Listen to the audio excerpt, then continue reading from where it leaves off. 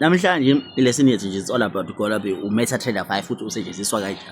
Yonke ama khona umuntu ongakwazi ukufama trade, khona ongakwazi ukukhansela ama trades, khona ongakwazi nobuntu utrader. Okay. Lena nje mongena kumina mangena kwa MetaTrader 5 uvela kanje. So uzobona la ama errors la ikhona. Njalo mina kuvela ile kuthiwa ile igolide ke le makubhalwe kanje. Uzokutrade igolide. So thina straight igolide kuphela.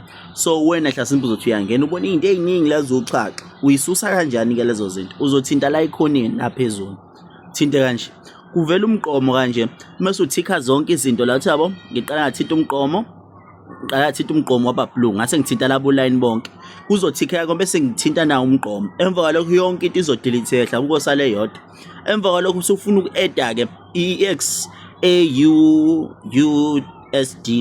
idola leli ilicebo igolide la nakho ukubhaliwe la yabo yini manje bani khona